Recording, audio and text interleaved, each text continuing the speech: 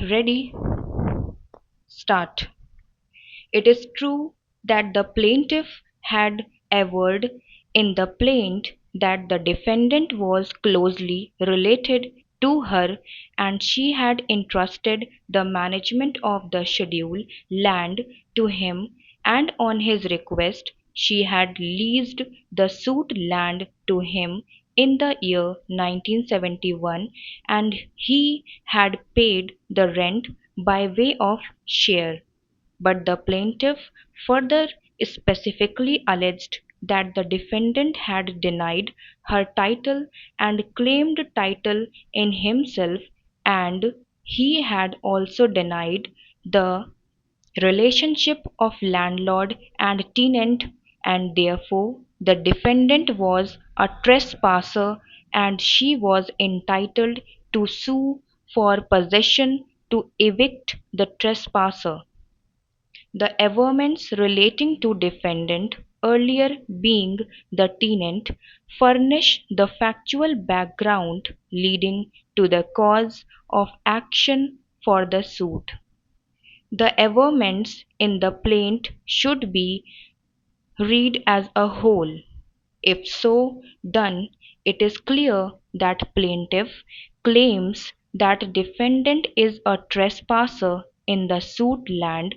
Significantly, the defendant in his written statement did not allege that he was the cultivating tenant of the suit land.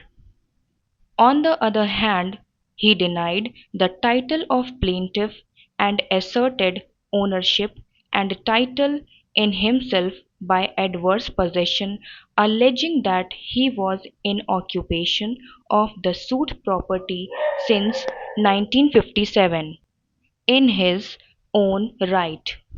He categorically stated that plaintiff was never his landlord.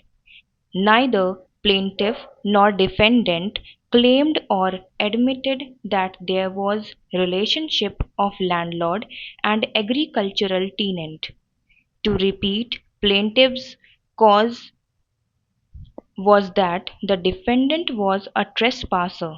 Consequently, tenancy was not an issue in the suit.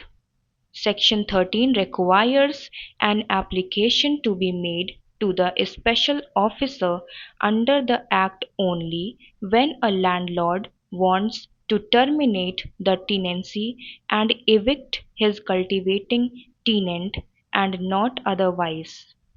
When plaintiff's case is that the defendant is a trespasser and the case of defendant is that he was the owner and he was never a tenant of the sued land either under plaintiff or anyone else.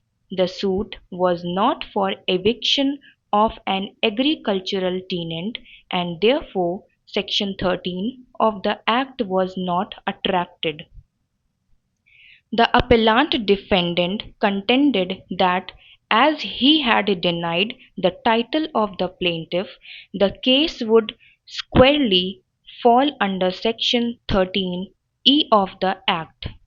He submitted that Section 13E contemplated termination of tenancy and filing of an eviction petition against the cultivating tenant if the cultivating tenant willfully denies the landlord's title to the land, and therefore the remedy of the landlord was to terminate the tenancy and seek eviction of the cultivating tenant by making an application under Section 13E of the Act, and a civil suit was not maintainable.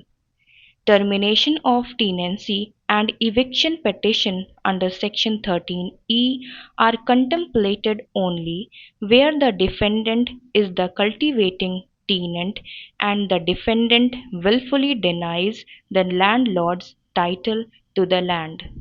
In this case, the defendant denied that he was the cultivating tenant of the sued land, and plaintiff claimed that defendant was a trespasser. Hence, the first requirement for application of Section 13 E was not satisfied. Stop.